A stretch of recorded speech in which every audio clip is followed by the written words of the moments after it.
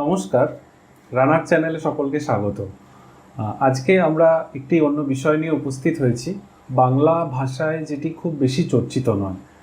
দক্ষিণ ভারতের ইতিহাসের একটি অন্যতম পৃষ্ঠা হচ্ছে পেরিয়ার এবং ইভি রামাস্বামী পেরিয়ার, যার নাম এবং তার নাম এবং তার কাজকে কেন্দ্র করে গড়ে ওঠা এক বহু যুগব্যাপী এক আন্দোলন, যেটা বর্ণ ব্যবস্থা এবং ভারতের বহমান সামন্তবাদী ব্যবস্থার সম্মুখে এক প্রতিবাদী ভাষার সঞ্চার করেছিল অনেক গরিব নিপীড়িত মানুষের মুখে। তো সেই চর্চা নিয়ে আমরা আজ এসেছি। আমাদের সঙ্গে রয়েছেন এই বিষয়ের চর্চাকারী এবং সাহিত্যকর্মী একজন সুপ্রিয় তরুণ লেখা, উনি এই নাম ব্যবহার করেন। তো নমস্কার সুপ্রিয়দা, চ্যানেলে আপনাকে স্বাগত। আমরা আজকে যে বিষয় নিয়ে উপস্থাপনা করলাম, যে পেরিয়ার এবং তার কাজ এবং বাংলা ভাষায় এবং বাঙালি দর্শকদের জন্য এবং আপামর ভারতবাসীর জন্য ইনি কেন গুরুত্বপূর্ণ ছিলেন এবং তার যে রেলিভেন্স, সেটা যদি কিছুটা ব্যাখ্যা করেন এবং কিছু যদি বলেন। অবশ্যই। পেরিয়ার ইভি রামাস্বামী, পেরিয়ার নামটা তার নামের সাথে পরে যুক্ত হয়। তার সম্পূর্ণ নামটা হলো এরোডে ভেঙ্কটাপ্পা রামাস্বামী। তিনি তামিলনাড়ুর এরোড শহরে জন্মেছিলেন এবং প্রায় পুরো দ্রাবিড় ভূমি, অর্থাৎ দক্ষিণ ভারত বলতে আমরা যা বুঝি, এই সমগ্র অংশটা জুড়ে উনি তার সামাজিক রাজনৈতিক রিফর্ম যে কর্মকাণ্ড, এই কর্মকাণ্ড তিনি চালিয়েছিলেন। আজকের বাংলায় যদি তার প্রাসঙ্গিকতা কি, এটা ঘটনা যে বাংলায় পেরিয়ার ইভি রামাস্বামী খুব পরিচিত নাম নন, এখনো পর্যন্ত না। এর একটা কারণ রয়েছে, সেই প্রসঙ্গটা অন্য। কিন্তু আমরা যদি বাংলার একটা বিবর্তনের একটা পয়েন্ট হিসেবে ধরি, যে সিপাহী বিদ্রোহের সমকালীন যে বাংলা, তারপর নীল বিদ্রোহের বাংলা, নবজাগরণের বাংলা, বঙ্গভঙ্গ বিরোধী আন্দোলনের বাংলা এবং তৎপরবর্তীকালে স্বাধীনতা আন্দোলনের অনুশীলন সমিতি, যুগান্তর সমিতি ইত্যাদির হাত ধরে সশস্ত্র সংগ্রামের বাংলা, আবার যে কংগ্রেস যে দলের যে জন্ম, তার মধ্য দিয়ে যে নিয়মতান্ত্রিক আন্দোলনের যে বাংলা, এবং তার পরবর্তীকালে আমরা স্বাধীনতা আন্দোলন পরবর্তীকালে খাদ্য আন্দোলন আমরা দেখতে পাই, আমরা এখানে নকশালবাড়ি আন্দোলন দেখতে পাই। অর্থাৎ এই যে বিবর্তন এবং এতগুলো ধারার যে আন্দোলন এবং নানা মাত্রার যে আন্দোলন, এই আন্দোলনের বাংলায় পেরিয়ারের মতো একজন সেই সময়ের সমাজ সংস্কারের ভারতবর্ষের একজন পুরোধা ব্যক্তিত্ব, তিনি আলোচিত নন। এটা কিঞ্চিত হতাশারী বাংলার জন্য। আজকের সময়ে তার প্রাসঙ্গিকতা বলতে গেলে এই জায়গাটায়, যে আজকে বাংলা একটা এমন জায়গা যেখানে আমরা দেখতে পাচ্ছি যে ব্রাহ্মণ্যবাদী প্রকোপ বাড়ছে, যেখানে আমরা দেখতে পাচ্ছি সংখ্যালঘুদের ওপর আক্রমণ বাড়ছে, আমরা যেখানে দেখতে পাচ্ছি যে হিন্দুত্ববাদী যে শক্তিটা রয়েছে সেই শক্তির সিট বাড়ছে, আমরা দেখতে পাচ্ছি আরএসএসের মতো সংগঠন বা বজরং দলের মতো যে সংগঠন, এই সংগঠনগুলো বাংলায় শাখা প্রশাখা তৈরি করছে এবং বাংলার যেটা ভদ্রবৃত্ত, অর্থাৎ যে ভদ্রলোক বাংলায় যাদের বলা হয়, এই শব্দটা বাংলায় খুব পপুলার, তাদের মধ্যেও কিন্তু এই হিন্দুত্ববাদী শক্তি তারা কিন্তু একটা জায়গা করে নিচ্ছে। এই জায়গা করে নেওয়াটা কেন, এই কোশ্চেনটার উত্তর খুঁজতে গিয়েই যেটা আমার মনে হয়েছিল যে পেরিয়ার ইভি রামাস্বামীকে চর্চা করাটা এইখানেই দরকার, যে বাংলার মতো একটা জায়গা যেখানে এত বিস্তারিত আন্দোলনের একটা ইতিহাস রয়েছে, সারা ভারতবর্ষের অন্যান্য যে রাজ্যগুলি রয়েছে তার যে দৃষ্টিভঙ্গি বাংলার প্রতি, সেটা বাংলাকে তারা সচেতন বাংলা মনে করে। কিন্তু সচেতন বাংলায় একবিংশ শতাব্দীর দ্বিতীয় দশকে এসে আমরা দেখছি যে সেখানে কিন্তু হিন্দুত্ববাদী কালচার, ব্রাহ্মণ্যবাদী কালচার, সংখ্যালঘুর ওপর অত্যাচার, নারীর ওপর অত্যাচার ইত্যাদিগুলো বাড়ছে। এই জায়গাটাই গুরুত্বপূর্ণ। পেরিয়ার রামাস্বামী এখানেই প্রাসঙ্গিক, যে আমাদের এই যে অতীতের যে আন্দোলনগুলোর কোথাও শূন্যস্থান রয়েছে, যে শূন্যস্থানের জায়গা থেকে বাংলার মানুষ যে এইরকমভাবে বাংলায় হিন্দুত্ববাদী শক্তি জায়গা করে নিতে পারে, এই জায়গাটা আইডেন্টিফাই হয়নি। এটা আমি মনে করি যে জায়গাটার জন্য দরকার পেরিয়ারকে আমাদের আলোচনা আজকে। একটা কথা যদি জুড়ি এর সাথে, মানে এটা কি শুধু হিন্দুত্ববাদী শক্তি বা আগ্রাসনকারী, সামাজিক আগ্রাসনকারী শক্তির উত্থানকে আটকানোর জন্যই, না মানুষের উত্তরণের জন্য এটা মানে এই ধরনের আন্দোলন বা পেরিয়ারের মতন মানুষকে জানা প্রয়োজন আছে? পেরিয়ারের আন্দোলন অনেকটা বৃহৎ মানে আসপেক্টে, যদি বলি দলিত বা যে যে অংশটা, সমাজের যে অংশটা ততটা জায়গা পায়নি যতটা তারা সংখ্যার বিচারে দাবি রাখে বা কাজের শ্রমদানের ক্ষেত্রে দাবি রাখে, সেই অংশটা হয়তো সেই জায়গা পায়নি। এবং ভারতের ক্ষেত্রে দেখা যাচ্ছে যে মানে ভারতের সাম্প্রতিক সময়ের ইতিহাসে পেরিয়ার একটি হয়তো গুরুত্বপূর্ণ জায়গা দখল করে আছেন, যে ভারতের পৃষ্ঠভূমিতে তিনি একটি আন্দোলনকে নেতৃত্ব দিচ্ছেন এবং সেটা একটা সফলতার কিছুটা জায়গায় যাচ্ছে। তো সেই জায়গায় দাঁড়িয়ে যদি জিজ্ঞেস করি যে মানে পেরিয়ারের এই শুরুটা বা তার যে কার্যের বৃত্তান্ত, তার একটা সূচনা যদি আমাদেরকে দেন, যে মানে এটা কিভাবে আসছে, তার পৃষ্ঠভূমি।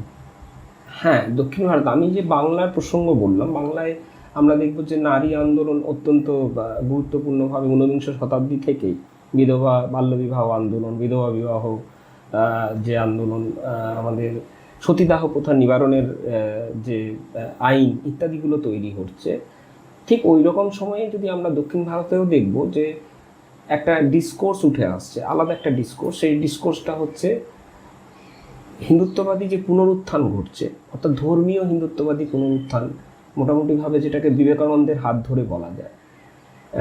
এই পুনরুত্থানের ঠিক উল্টো দিকে তামিলনাড়ুর বুকে বা তৎকালীন মাদ্রাজ প্রেসিডেন্সির বুকে দেখা যাচ্ছে যে একটা অন্য ডিসকোর্স উঠে আসছে, যে তারা হিরণ্যকশিপু, রাবণ ইত্যাদিকে তাদের নিজেদের জাতিগোষ্ঠীর তাদের বীর বা নায়ক রূপে তারা চিহ্নিত করছে। এই আন্দোলনে, এই যুক্তিবাদী আন্দোলন, মাদ্রাজ সেকুলার সোসাইটির মাধ্যমে এই আন্দোলন একটা বড় জায়গা 19 শতাব্দীর শেষ দশক পর্যন্ত ধরে রাখছে। এছাড়াও ওখানে আয়োধি তাসের নেতৃত্বে ওখানে টোডা উপজাতিদের নিয়ে তিনি আন্দোলন শুরু করছেন, এবং তারা মানে ইনি হচ্ছেন পেরিয়ার জন্মের সমসাময়িক সময়ের মানুষ। হ্যাঁ, তিনি 1882 সালে দ্রাবিড় মহাজন সভা তৈরি করছেন। এই দ্রাবিড় মহাজন সভা শুধু যে কোনো আইডেন্টিটির কোশ্চেন না, সেখানে যুক্তির প্রশ্ন আছে, সেখানে মানব মুক্তির প্রশ্ন আছে, সেখানে সাম্যের কথা আছে। এই কথাগুলো কিন্তু উঠে আসছেন এবং একজন সমাজ সংস্কারক রূপে আয়োধি তাসের উত্থান ঘটছে। ঠিক তার পরবর্তীকালেই মাদ্রাজে কংগ্রেস অর্থাৎ জাতীয়তাবাদী মুভমেন্ট, এই জাতীয়তাবাদটাকে আমি বারবারই যেটাকে চিহ্নিত করি সেটা হচ্ছে হিন্দু জাতীয়তাবাদ। এই জাতীয়তাবাদকে ভারতীয় জাতীয়তাবাদ বলা মানে বেশ কিছু কথাকে গোপন করে যাওয়া, সেই কথাগুলো হতে না দেওয়া। এই হিন্দু জাতীয়তাবাদ যখন উঠে আসছে, ঠিক সেই সময়ই জাস্টিস পার্টি তামিলনাড়ুতে কাজ করা শুরু করছে, মাদ্রাজ অ্যাসোসিয়েশন তৈরি হচ্ছে। এরা কিন্তু যে স্থানীয় অর্থে যে দ্রাবিড়দের কথা চিহ্নিত করছে, তারা কিন্তু একেবারে স্থানীয় ভাষায় কথা বলা তামিল। তারা বলতে চাচ্ছেন আমরা এখানকার স্থানীয় বাসিন্দা, এবং তারা যেটা দেখছেন যে ইংরেজ প্রশাসনে সবচেয়ে বেশি যারা কাজকর্মে যুক্ত আছেন, যারা চাকরি পাচ্ছেন, যারা বিভিন্ন ক্ষমতার বলয়ে রয়েছেন, তারা সব ব্রাহ্মণ। তো তামিলনাড়ু সমাজ 3টে ভাগে মূলত এই সময় ব্রাহ্মণ, নন ব্রাহ্মণ এবং ডিপ্রেস ক্লাস, এই 3টে অংশে কিন্তু তামিলনাড়ুর মানুষ বিভক্ত হয়ে যাচ্ছেন। ফলে জাতীয়তাবাদী আন্দোলন আসার সাথে সাথে এই যে অব্রাহ্মণ অংশ এবং নিপীড়িত যে শ্রেণী, এই দুটো শ্রেণীর সংরক্ষণের দাবি উঠে আসছে। মাদ্রাজ যে প্রশাসনের বিভিন্ন ক্ষেত্রে, শিক্ষার বিভিন্ন ক্ষেত্রে এই দাবি উঠে আসছে। মানে এই সময়টা জুড়ে যারা সবর্ণের মধ্যেও অব্রাহ্মণ, তারাও এই সংরক্ষণের দাবি করছে। হ্যাঁ, তারাও এই সংরক্ষণের দাবি করছে, এবং শুধুমাত্র ব্রাহ্মণদেরকেই তারা দূরে ঠেলে, বাকি অংশটা কিন্তু সবর্ণ হলেও তাদের অবস্থা আসলে তামিলনাড়ুতে খুব স্পষ্ট, বিভাগটা খুব স্পষ্ট। হ্যাঁ, যে কারণে তারা তাদের ওপর যে অতীতে বিভিন্ন ধরনের তাদের ওপর যে আক্রমণ হয়েছে, নির্যাতন হয়েছে, তার যে ইতিহাস তাদের কাছে আছে, সেই ইতিহাস থেকে তারা তথ্য তুলে আনছেন। তার পাশাপাশি দ্রাবিড়দের যে আইডেন্টিটি, অর্থাৎ দ্রাবিড় যে ভাষা, সেই ভাষার, তামিল ভাষার যে সে যে একটা আলাদা সেকশনের ভাষা হিসেবে উঠে আসছে। দ্রাবিড়দের যে রেস, সেটা যে উত্তর ভারতীয় রেসের মতো নয়, সেটা একটা আলাদা রেস, এই তথ্যগুলো উঠে আসছে। বুদ্ধ উঠে আসছেন। এই সমস্ত কিছু মিলিয়ে জাস্টিস পার্টির একটা ধারণা বা রাজনীতিতে তার প্রবেশ করছে। অর্থাৎ হিন্দুত্ববাদী পুনরুত্থান বাদ থেকে যেমন হিন্দুত্ববাদী জাতীয়তাবাদের দিকে শিফট করছে পলিটিক্যাল জায়গায়, হ্যাঁ, ঠিক সেই রকম তামিলনাড়ুতেও ঘটছে যে সেটা হিন্দু ধর্ম বিরোধী এক ধরনের লড়াই থেকে সেটা আসলে দ্রাবিড় জাতীয়তাবাদের জায়গা বা আইডেন্টিটির প্রশ্নটার দিকে তারা শিফট করছে। এবং এই শিফটের প্রশ্নটা শুধুই কিন্তু ওই আমরা জাতিবাদ বলতে আমরা যা বুঝি খুব ধারণায় সেরকম না, এখানে কিন্তু নিপীড়িত সেকশন নেতৃত্ব হিসেবে উঠে আসছে। সেটা নানান ক্ষেত্রে তারা ব্রিটিশদের যে বিভিন্ন শাখা পোশাখায় চাকরির মাধ্যমে হোক, সৈন্যবাহিনীতে চাকরির মাধ্যমে হোক, তাদের একটা অংশ শিক্ষিত হওয়ায় তারা কিন্তু এই কোশ্চেনগুলো অ্যারোজ করছেন, অ্যান্ড জাস্টিস পার্টির উত্থান ঘটছে। তাহলে দেখা যাচ্ছে যে এই সময়ে নিপীড়িত শ্রেণীর যে মানুষ এবং নিপীড়িত বর্ণের যে মানুষ, সেই বর্ণের মানুষ নেতৃত্ব হিসাবে এই ভারতের একটা জায়গায় মূল বিরোধী শক্তি হিসাবে উঠে আসছেন আর কি। সেটা এই মানে আন্দোলনের, পেরিয়ারের নেতৃত্বে আন্দোলনের মাধ্যমে দেখা যাচ্ছে। না, এরপরে পেরিয়ার আসবেন, মানে এই পেরিয়ার আর কি মানে এই দ্রাবিড় মুভমেন্টে ঢুকছেন। হ্যাঁ, পেরিয়ার মোটামুটি 1919 সাল নাগাদ তিনি কংগ্রেসে জয়েন করেন। তার আগে 1916 সাল দ্রাবিড় মুভমেন্টের জন্য খুব গুরুত্বপূর্ণ, কারণ এই সময়ে যারা এতদিন জাতীয়তাবাদী আন্দোলনে ছিলেন, সেই ব্রাহ্মণ, অব্রাহ্মণ এবং নিপীড়িত অংশ, এরা পুরোপুরি দুটো ভাগে বিভক্ত হয়ে যায়। একদিকে ব্রাহ্মণ, অন্যদিকে আমাদের অব্রাহ্মণ এবং নিপীড়িত অংশ। এই অব্রাহ্মণ এবং নিপীড়িত অংশদের একটা ইশতেহার প্রকাশ করেন। সেই ইশতেহারটা শ্রী শঙ্করনের লেখা। তিনি অব্রাহ্মণদের চিঠি নামে একটি ইশতেহার প্রকাশ করেন। এই অব্রাহ্মণদের চিঠি এই যে প্রকাশিত হয়, এখানে কিন্তু পরিষ্কারভাবে যে নিপীড়িত বর্গ কিভাবে তারা শোষিত হচ্ছে, শিক্ষা থেকে দূরে তারা, তাদের আর্থিক যে তাদের যে অবস্থা অত্যন্ত খারাপ, তাদের কাছে ন্যূনতম বেঁচে থাকার যে জিনিসগুলো দরকার সেই সমস্ত জিনিসগুলো তাদের কাছে নেই। তারা সমাজে একটা গ্রামের মধ্যে তারা থাকতে পারে না, তাদেরকে ব্রাহ্মণদের থেকে দূরে থাকতে হয়। তারা রাস্তায় হাঁটতে পারে না, কারণ ব্রাহ্মণদের যে পাড়া বা ব্রাহ্মণদের যে গ্রাম রয়েছে সেগুলো দিয়ে তাদের প্রবেশাধিকার নিষিদ্ধ। মন্দিরে তারা যেতে পারে না, কারণ মন্দিরে ব্রাহ্মণরা তাদেরকে ঢুকতে দেয় না। তারা যে তাদের যে জীবনের জন্য যে খুব সাধারণ যে জিনিসগুলো আমাদের লাগে দৈনন্দিন, সেইগুলোতেও তাদের উপর প্রতিবন্ধকতা লেগে রয়েছে। এবং এটা রয়েছে সামাজিকভাবেই। এই সামাজিকভাবে যে লড়াইটা, তখন তারা যখন একত্রিত হতে শুরু করলো জাস্টিস পার্টির নেতৃত্বে এবং কংগ্রেস থেকে বিচ্ছিন্ন হয়ে, এই সময়ে কিন্তু পেরিয়ার রামাস্বামীর উত্থান, এবং তিনি ওই 1919 নাগাদ কংগ্রেসে জয়েন করছেন। কংগ্রেসে জয়েন করে খাদি আন্দোলন এবং জাতীয়তাবাদী আন্দোলনে রয়েছেন। টেম্পারেন্স মুভমেন্ট হচ্ছে সেই সময় ভারতবর্ষে, সেখানেও পেরিয়ার ইভি রামাস্বামীর ভূমিকা অত্যন্ত সদর্থক।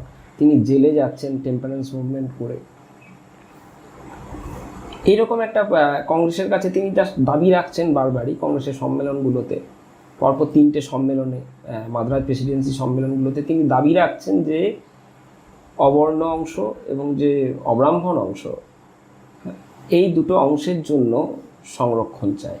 অর্থাৎ নিপীড়িত বর্গের জন্য, যারা বঞ্চিত হয়ে আছে, লাঞ্ছিত জীবন, যাদের লাঞ্ছিত বঞ্চিত জীবন, তাদের জন্য সংরক্ষণ চায়। কংগ্রেস এই দাবিগুলোই কিছুটা প্রথম দিকে তারা এগ্রি করে, যদিও কোনো কিছু পাস করেনি, কিন্তু বারবারই তারা প্রতিশ্রুতি দেয় যে হ্যাঁ এগুলো করা হবে। এই সময় গান্ধী অনেকবারই পেরিয়ারের বাড়িতে এসেছেন, থেকেছেন, তখনও তার সাথে আলোচনা হয়েছে। এরকম একটা পরিস্থিতিতেই এই কেরালার এখন যেটা কোট্টায়াম, সেখানে ভাইকম মুভমেন্ট শুরু হয়। এই ভাইকম মুভমেন্ট কিন্তু প্রথম ভারতবর্ষে এত অর্গানাইজড মুভমেন্ট, সেটা জাত বর্ণ ব্যবস্থা বিরোধী মুভমেন্ট। সেটা এই যে সামাজিক বৈষম্য যা ভারতীয় সমাজে প্রায় 3-4 হাজার বছর ধরে চেপে রয়েছে, তার বিরুদ্ধে অত্যন্ত সদর্থক, অত্যন্ত সংগঠিত এবং অত্যন্ত বৃহৎ আন্দোলন। এই আন্দোলন শুরু হয় 1924 সালে। এই ভাইকম মুভমেন্টটা তো মানে হয়েছিল হচ্ছে একটি মন্দিরকে কেন্দ্র করে, মন্দিরে মানে প্রবেশাধিকারকে কেন্দ্র করে। তো এইটাকে যদি একটু মানে ব্যাখ্যা করে বলেন, মানে এটা কি প্রথম এই দাবিটা দলিত সমাজ বা শোষিত সমাজের পক্ষ থেকে করা হলো, না এর আগেও এরকম হয়েছে কিন্তু এটা একটা অর্গানাইজড মানে মুভমেন্ট যেটা কিছুটা সফলতা পেয়েছে এইরকম? না, জাস্টিস পার্টির নেতৃত্বে এই ধরনের যে দাবি বিভিন্ন, এগুলো জাস্টিস পার্টি তামিলনাড়ুতে এগুলো সংক্রান্ত প্রচার চালাচ্ছিল, মন্দিরে ঢুকতে দিতে হবে, মন্দির সংলগ্ন রাস্তায়, সব থেকে বড় কথা মন্দির সংলগ্ন রাস্তাগুলোতেই প্রবেশের অধিকার ছিল না তথাকথিত শূদ্রাতি, শূদ্র বলতে যা বোঝায় সেই মানুষদের। ভাইকম সংলগ্ন একটা সম্প্রদায় ছিল, সেই সম্প্রদায়টা হচ্ছে এল্লাভা সম্প্রদায়। এই এল্লাভা সম্প্রদায় একেবারেই অবর্ণ অস্পৃশ্য সম্প্রদায়, যারা কিন্তু নিম্নবর্ণেরও নিচে, অর্থাৎ পঞ্চমা। মানে এর আগে অবর্ণরা দাবি করছিল, হ্যাঁ, মানে এই সবর্ণরা দাবি করছিল, এখন অবর্ণরা অবর্ণরাও সেটার সাথে যুক্ত হয়ে গেল, মানে সরাসরি সেটা একটা ইম্পর্টেন্ট একটা ধাপ, ইম্পর্টেন্ট। এবং এর একটা কারণও ছিল, এল্লাভা সম্প্রদায়ের এক নেতৃত্ব নারায়ণা গুরু, তিনি ওই মন্দির থেকে মানে 1.5-2 কিলোমিটার দূরের রাস্তা দিয়ে তিনি রিকশায় করে যাচ্ছিলেন। সে অবস্থায় তাকে আটকে ব্রাহ্মণরা হেনস্থা করে। হ্যাঁ, তো তিনি এল্লাভা সম্প্রদায়ের যেহেতু গুরু, তিনি অপমানিত হন এবং এল্লাভা সম্প্রদায় এই ঘটনাটা একটা টার্নিং পয়েন্ট, যে তারা জেগে ওঠে এই সময়টাতে। তো এই ভাইকমে এই মুভমেন্টটা শুরু হয় 1924 সালের ফেব্রুয়ারি মাসে, পরে এটা মার্চের দিকে চলে যায় 1 মাস সময় নিয়ে। তখন সেখানে যেটা আমরা করদ রাজ্য বলি, ট্রাভাঙ্কোর করদ রাজ্য তখন, ফলে সেখানে মহারাজা শাসন। এই মহারাজা ছিলেন সম্পূর্ণ একজন ব্রাহ্মণ্যবাদী, এবং তার যে প্রধানমন্ত্রী ছিলেন তিনি ছিলেন একেবারেই একজন ব্রাহ্মীণ এবং কট্টর ব্রাহ্মণ্যবাদী লোকজন।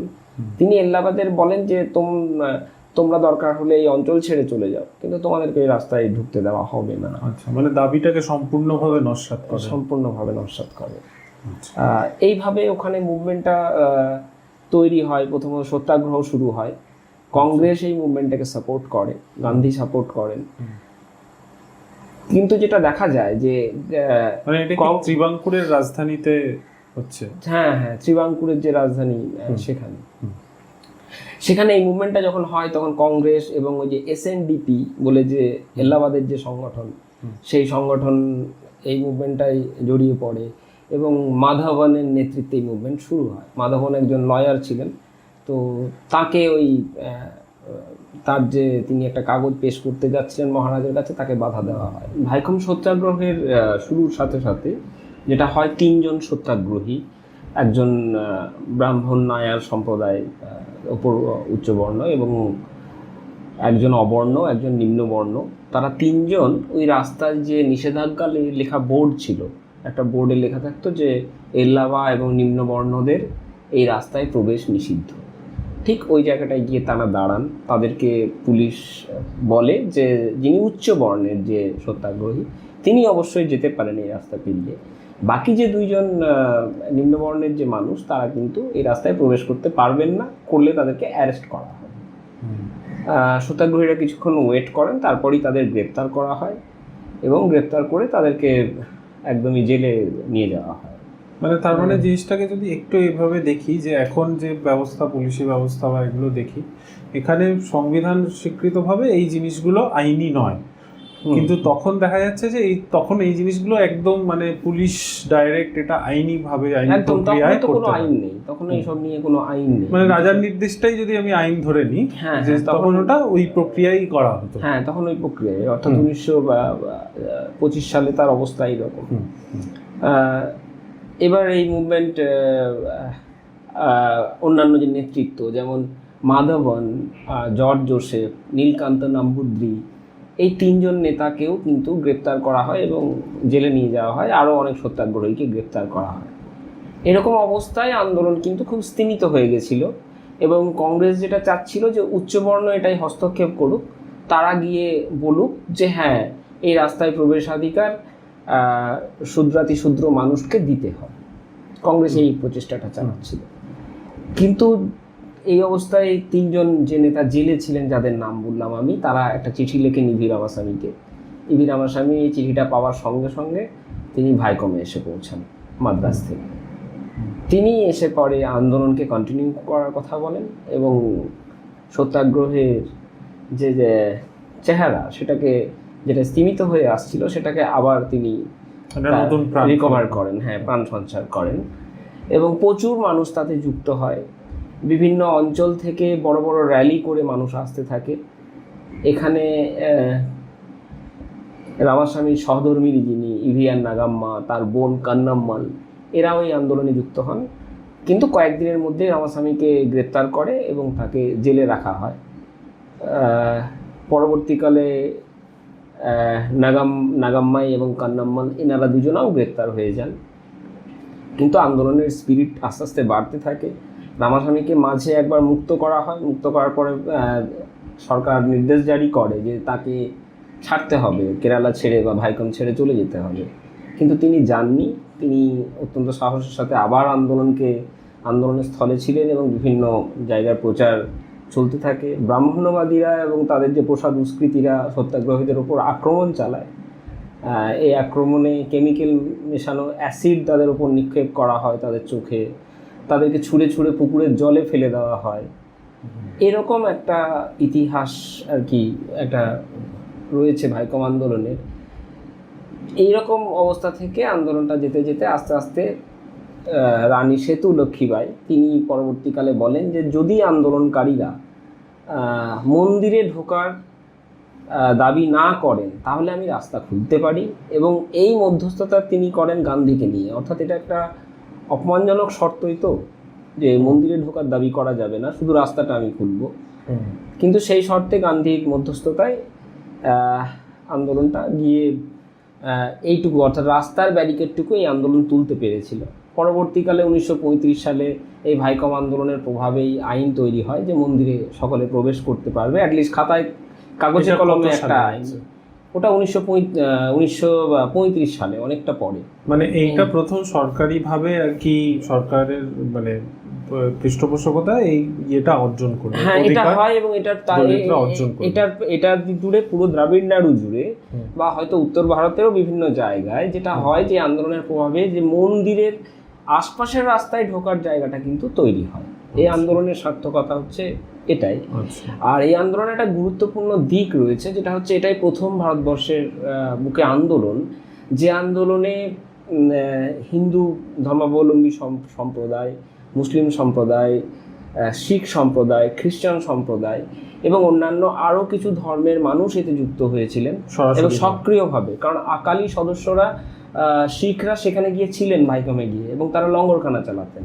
আচ্ছা, মানে একদম উত্তর থেকে একদম সুদূর দক্ষিণে গিয়ে তারা, এটা অত্যন্ত গুরুত্বপূর্ণ।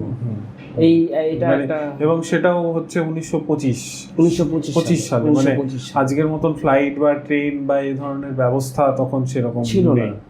খ্রিস্টানরা সেখানে সামিল হন, মুসলিমরা সেখানে গিয়ে ব্যাপকভাবে সামিল হন এই আন্দোলনে। আরেকটা বিষয় যেটা গুরুত্বপূর্ণ, এই আন্দোলনে একটা আন্তর্জাতিক দিক ছিল, যেমন মালয়েশিয়া, ইন্দোনেশিয়া, বার্মা এই আন্দোলনের, কারণ ওই অঞ্চলে প্রচুর তামিল শ্রমিক ছিলেন, তাদের মধ্যে আন্দোলনের প্রভাব গিয়ে পৌঁছায়। মানে আন্দোলনের একটা সমর্থন সেখান থেকে অবশ্যই সেই সমর্থনগুলো ছিল। এবং জাতবর্ণ, এই যে বর্ণবাদ বা একটি রাস্তার অধিকারের অর্জন থেকে এটা একটা সামগ্রিক বর্ণবাদ বিরোধী আন্দোলনের একটা চেহারা, সবচেয়ে ব্যাপ্ত চেহারা। এবং সর্বধর্ম, যে বিভিন্ন ধর্মের মানুষের যুক্ত হওয়া, এটাও একটা গুরুত্বপূর্ণ দিক, যেটা এর আগে ভারতবর্ষের অন্যান্য মুভমেন্টে দেখা যায় না এতটা। মানে এবং এটা নিশ্চয়ই মানে এটা একটা শিক্ষণীয় বিষয় বাংলার মানে ইতিহাসের। অবশ্যই, মানে ব্রাহ্মণ্যবাদের যে হাজার হাজার বছরের যে চলতে আসা, সেখানে ভাইকম মুভমেন্ট সত্যি প্রথম যে শক্তিশালী আঘাত করেছিল ভাইকম, সরাসরি একদম সেই আঘাত ছিল সরাসরি। মানে ধর্মীয় মোড়কে রেখে বদলাতে হবে সেটা না, মানে ডাইরেক্ট অধিকার অর্জন করতে হবে, সরাসরি দাবিটা এটা একদম। আর যেটা এই মুভমেন্ট শেষ হওয়ার আগেই, মুভমেন্ট তারপরেও চলেছিল। পেরিয়ার যখন 6 মাস পর দ্বিতীয়বার কারাবাস হয়, 6 মাস তিনি জেলে ছিলেন। 6 মাস পর ব্রাহ্মণরা সেই সময় পেরিয়ার যাতে মারা যান সেই জন্য যাগযজ্ঞ করতেন, হ্যাঁ, জেলেই যাতে তিনি মারা যান। তো পেরিয়ার যখন বেরিয়ে আসেন তখন আচ্ছা, মানে ওই অঞ্চলে আচ্ছা, মানে যাগযজ্ঞ মানে পেরিয়ার সাথে মারা যান, হ্যাঁ, সেই জন্য যাগযজ্ঞ করতেন। তো যাই হোক 6 মাস পর উনি জেল থেকে যখন বেরিয়ে আসেন ওনাকে জনগণ ভাইকম বীরম উপাধিতে ভূষিত করে। আচ্ছা, এই ইতিহাসটা কংগ্রেসের বইপত্রেও পাবেন, কিন্তু সেখানে পেরিয়ারের নামটা পাবেন না। আচ্ছা, হ্যাঁ, কিন্তু এই আন্দোলনের সব থেকে গুরুত্বপূর্ণ নেতৃত্বই ছিলেন পেরিয়ার ইভি রামাস্বামী। এবং এরপরে এটা একটি আত্মমর্যাদা আন্দোলনের দিকে। হ্যাঁ, এইখানে কংগ্রেসের রোলটা উনি লক্ষ্য করেন। হ্যাঁ, এই যে কংগ্রেসের এখানে রোলটা বললাম, এই কংগ্রেস চাচ্ছিল ব্রাহ্মণদের দিয়ে একটা আপোষ করিয়ে নিতে, কিন্তু ইভি রামাস্বামী যেটা করলেন যে অন্যান্য ধর্মের মানুষকে ইনক্লুড করা, আন্দোলনকে ব্যাপক জায়গায় নিয়ে যাওয়া, এবং মানে কংগ্রেস হয়তো মানে নিজের পার্টির যারা লোক তাদের মধ্যে প্রভাব বিস্তার করতে পারে। কংগ্রেসের নাগপুর কিন্তু তার বাইরের মানুষের যারা মধ্যে এটা করতে না, কারণ এই সময় গান্ধী একটা চিঠি লিখছেন জর্জ জোসেফকে যে নিশ্চিতভাবে এই আন্দোলনকে আপনি সমর্থন করতে পারেন, এই আন্দোলনের পক্ষে আপনি লেখালেখি করতে পারেন, কিন্তু আন্দোলনে আপনি সরাসরি যুক্ত হয়ে যাচ্ছেন এটা তো নাগপুর কংগ্রেসের সিদ্ধান্ত না।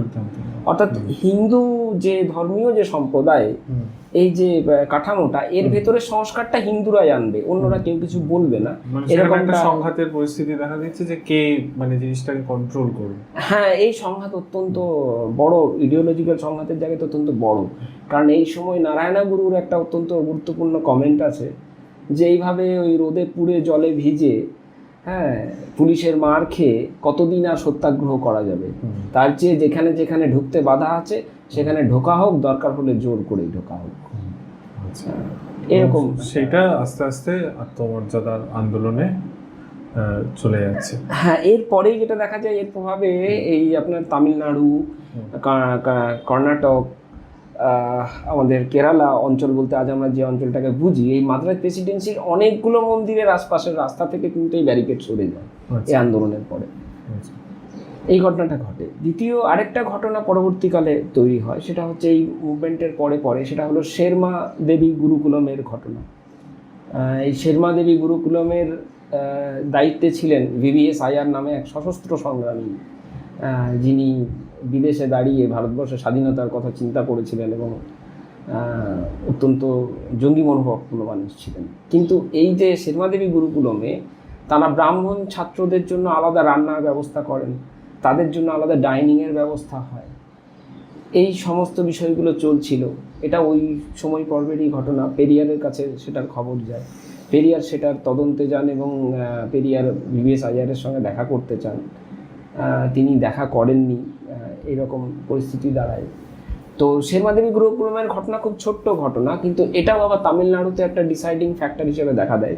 তামিলনাড়ু মানে তৎকালীন মাদ্রাজ প্রেসিডেন্সি ধরতে হবে, যে একটা ডিসাইডিং ফ্যাক্টর হিসেবে দাঁড়ায় যে তাহলে যেখানে জাতীয়তাবাদের কথা বলা হচ্ছে, দেশ মুক্তির কথা বলা হচ্ছে, স্বাধীনতার কথা বলা হচ্ছে, সেখানেও নিপীড়িত শ্রেণীর অংশগ্রহণ সেখানে সমান নয়, তারা সেখানেও বৈষম্যের শিকার এবং তারাও সেখানে অপমানিত, লাঞ্ছিত। এই শেরমা দেবী গুরুকুলম ভাইকমের পরে পরেই হওয়া এই ঘটনা, কিন্তু এটাও একটা খুব টার্নিং ফ্যাক্টর, যেটা অনেক বিশেষজ্ঞ বলেছেন যে ভীষণভাবে দ্রাবিড় সমাজকে প্রভাবিত করে এবং তারা কিন্তু বুঝতে পেরে যান যে আমরা এই ব্রাহ্মণ অংশের আমরা কেউ নই। ফলে এই জাতীয়তাবাদী আন্দোলন থেকে অনেক নেতৃত্ব, অর্থাৎ যারা এই যে কংগ্রেসের ছিলেন, শেষমেশ কাঞ্চিপুরমের যে কনফারেন্স হয় সেখানে পেরিয়ার ইভি রামাস্বামী কংগ্রেসের প্রেসিডেন্ট ছিলেন, মাদ্রাজ প্রেসিডেন্সির তিনি প্রেসিডেন্ট ছিলেন। হ্যাঁ, তিনি কিন্তু বলেন যে রাজাগোপালাচারীর সাথে তার বিতর্ক হয়। রাজাগোপালাচারী বলেন যে জাত বর্ণ নিয়ে আমি সংরক্ষণ করতে পারবো না, এটা কংগ্রেসের কোনো লাইন হতে পারে না, পার্টি লাইন। হ্যাঁ, নিশ্চিতভাবে এর পক্ষে সমর্থন থাকবে আমাদের, কিন্তু পেরিয়ার ইভি রামাস্বামী ছিলেন যে এই জাতবর্ণ ব্যবস্থার বিরুদ্ধে একটা সদর্থক লাইন হিসেবে, অর্থাৎ দৃষ্টিভঙ্গি হিসেবে একটা পার্টি লাইন বলতে যা বোঝায়, সেটা সেইভাবে এই ব্যবস্থার বিরুদ্ধে একটা কর্মসূচি কংগ্রেস ঘোষণা করুন, কিন্তু সেটা কংগ্রেস করেনি। পেরিয়ার ইভি রামাস্বামী 1925-এর নভেম্বরে ফাইনালি তিনি কংগ্রেস ছেড়ে বেরিয়ে আসেন। তার সাথে সাথে অনেক দ্রাবিড় নেতা, অর্থাৎ যারা অব্রাহ্মণ এবং নিপীড়িত অংশ থেকে যারা ছিলেন তারা কিন্তু বেরিয়ে আসেন এবং ঠিক ওই সময় পর্বেই তিনি কুদিয়ার আসু, বাংলায় যে করলে যেটা মানে দাঁড়ায় জনগণের রাজ, এই নামে একটি পত্রিকা বার করে আত্মমর্যাদা আন্দোলনের জন্ম দেন। কংগ্রেসের কাঞ্চিপুরম সম্মেলনে তিনি বক্তব্য রেখে এবং কংগ্রেসকে ধ্বংস করব, ব্রাহ্মণ্যবাদ ধ্বংস করব এই কথা বলে তিনি বেরিয়ে আসেন এবং তারপর তিনি আত্মমর্যাদা আন্দোলন কুদিয়ারসু পত্রিকা মানে প্রকাশের মধ্য দিয়ে তিনি আত্মমর্যাদা আন্দোলন শুরু করেন। তিনি রাজনৈতিক যে আন্দোলনে ছিলেন সেখান থেকে তিনি বলেন যে সামাজিক আন্দোলনই এখন আমার কাজ। এবং কুদিয়ারসুর বাংলা মানে কুদিয়ারসুর বাংলা হচ্ছে জনগণের রাজ। জনগণের রাজ, আচ্ছা, মানে উনি পত্রিকা এই নামে করে আর কি কংগ্রেস থেকে বিচ্ছিন্ন হয়ে নতুন ভাবে একটা যাত্রা শুরু করলেন এবং এটা লক্ষণীয় যে তিনি কিন্তু জনগণের রাজ বলছেন। তিনি একবারও বলছেন না যে তমুক সম্প্রদায়ের রাজ বা খুব নিপীড়িত, তিনি একদম জনগণের শব্দকে সামনে এনে তিনি জনগণের রাজ বলে পত্রিকা প্রকাশ করেন এবং এইভাবে সেলফ রেসপেক্ট মুভমেন্টের এটাকে সূচনা পর্ব ধরা হয়। তো আমরা আজকে এই পর্বটি এখানেই রাখছি। তো আমরা আত্মমর্যাদা আন্দোলন অবধি আজকে আমাদের সুপ্রিয়দা একটা ব্যাখ্যা করলেন। আমরা আগামী পর্বগুলোতে এগুলোর আরও ব্যাখ্যা হয়তো উনি যদি সময় দেন আমরা আরও ব্যাখ্যা পাবো এবং পেরিয়ার সম্বন্ধে আমাদের জানার যে প্রক্রিয়া সেটা চলতে থাকে। ধন্যবাদ, নমস্কার।